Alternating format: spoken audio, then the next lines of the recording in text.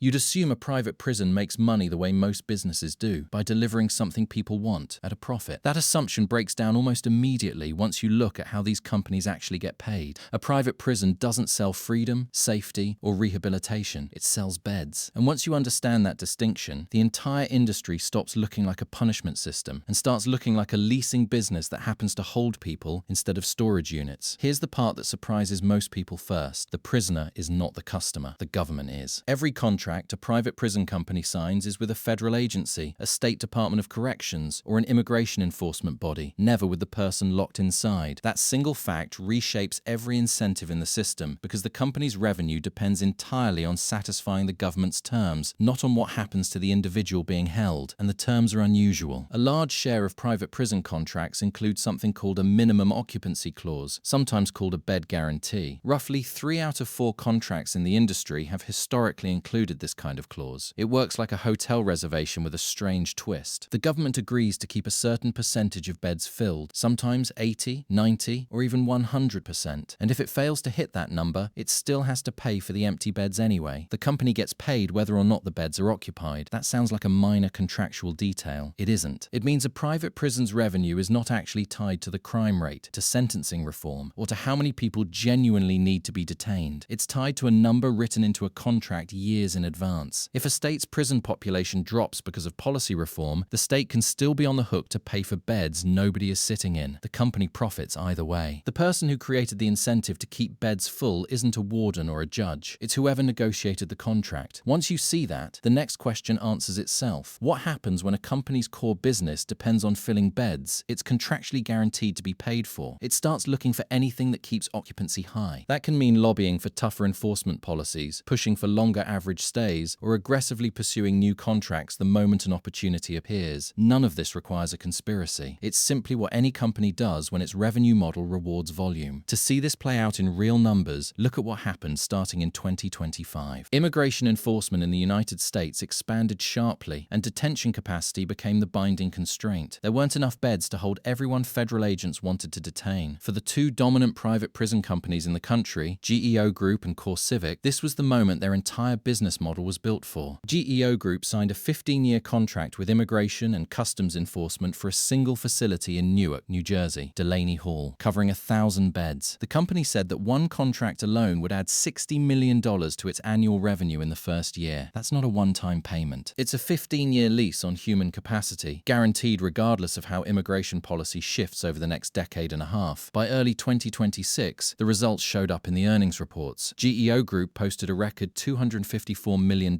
in annual profit, roughly 7 times what it made the year before, driven largely by new ICE contracts. CoreCivic reported over $116 million in profit, up nearly 70% year over year. GEO Group's detention population hit an all-time high of around 26,000 people, and executives told investors they expected the company's revenue to climb toward $3 billion the following year. The company's founder told analysts on an earnings call that the surge in new business was the largest single-year increase in the company's history. Here's where the model reveals something most people wouldn't expect. You'd think a record-breaking year of profit and detention numbers would leave everyone at these companies satisfied. It didn't. On that same earnings call, investors pushed back. Not because profits were too low in an absolute sense, but because detention numbers weren't rising fast enough to match expectations. One investor pointed out that analysts had been projecting the detained population would reach around 100,000 people, and the actual number was closer to 70,000. The complaint wasn't about ethics or capacity. It was about pace. The system had been built to expect a certain volume of people moving through it, and when the volume came in lower than projected, that registered as a shortfall. The same way a factory owner might complain about a supply chain slowing down output. That single detail exposes the core mechanism better than any other part of the story. In a business built around occupancy guarantees, the population inside the facility isn't a byproduct of enforcement policy. It's the input. It's the raw material the entire revenue model runs on. A hotel chain wants more travelers. A parking garage wants more cars. A private detention company, structured this way, wants more detainees. Not out of malice, but because that's what the underlying contract math rewards. This creates a chain reaction that's worth tracing step by step, because each link makes the next one more likely. A policy shift toward expanded immigration enforcement increases the government's need for detention space. That need translates into new contracts with guaranteed occupancy terms. New contracts drive up projected revenue, which gets priced into the company's stock. The day after the 2024 presidential election results results signaled tougher enforcement was coming, GEO Group's stock jumped about 41% in a single day, and CoreCivic's rose nearly 29%. Rising stock prices and secured revenue then justify expanding physical capacity, building new facilities or reactivating old ones. More capacity requires more contracts to fill it profitably, which pushes the company back toward lobbying and political spending to keep enforcement priorities aligned with its business needs. Each stage feeds the next, and the lobbying isn't subtle. Leading up to the 2025 presidential transition, GEO Group and CoreCivic each donated $500,000 to the Presidential Inaugural Committee, double what they had given 8 years earlier. During the prior election cycle, GEO Group's employees and political action committees contributed a combined $3.7 million to campaigns and political groups, the large majority flowing to Republican candidates and conservative-aligned organizations. None of this is illegal. It's simply a company investing in the political conditions that determine its own revenue, the same way any capital-intensive business protects the regulatory environment it depends on. But the model has a weakness that isn't obvious from the outside, and it's the kind of weakness that only shows up when you ask who else has a say in how this business operates, because it turns out the government isn't the only gatekeeper. Banks are too. Starting in 2019, a wave of major financial institutions, including some of the largest banks in the country, publicly pledged to stop financing private prison operators. Universities followed. Columbia became the first private university to fully divest its holdings. The University of California system sold off its stakes in both companies. For a few years, this genuinely mattered. Private prison companies found it harder to access traditional credit markets and had to seek out alternative, often more expensive, lending arrangements. A business that depends on government contracts for revenue still depends on private capital to build the facilities that let it fulfill those contracts. Cut off that capital, and the guaranteed occupancy model has nothing to occupy. Here's the twist that shows how fragile that pressure campaign actually was. By 2025, at least some of the same banks that had pledged to walk away, including Bank of America and Wells Fargo, had begun quietly working with the private prison sector again. The reasoning wasn't ideological, it was financial. Record-breaking government contracts made these companies look like safer bets to lenders than they had in years. The moral pressure that pushed banks out didn't disappear, but it lost to a simpler force. When a company's revenue is contractually guaranteed by the federal government for 15 years at a time, it becomes one of the more predictable borrowers a bank can find. Divestment worked when the industry looked financially shaky. It stopped working once government contracts made the industry look financially secure. This is where the realistic outlook splits in two directions. In the optimistic case for these companies, expanded enforcement contracts continue for years. Occupancy guarantees keep revenue predictable regardless of political swings, and the banks that return stay put. In the more precarious case, the industry's near-total dependence on a single type of customer, government enforcement agencies, becomes its biggest liability. Roughly 43% of GEO Group's revenue and about 30% of CoreCivic's has come specifically from ICE contracts in recent years. A business that concentrated is only as stable as the policy priorities of whichever administration is currently in office. A change in enforcement priorities, a court ruling, or a shift in public pressure could remove the guaranteed demand these contracts are built on almost overnight. And unlike a normal business, they can't simply pivot to a new customer because there's really only one buyer for this particular product. So if you go back to the assumption you probably started with, that private prisons profit from crime, the more accurate picture is narrower and, in some ways, stranger. These companies don't need crime to rise. They need contracts to be signed, occupancy thresholds to be written a certain way, and enforcement priorities to stay aligned with their capacity. The prisoner isn't the product being sold, and punishment isn't really the service being purchased. What's actually being bought and sold, contract by contract, is guaranteed occupancy, a number on a page that gets paid whether or not there's a person behind it. That's not a business that happens to run prisons. It's a leasing company that found the one tenant the government is legally required to keep supplying.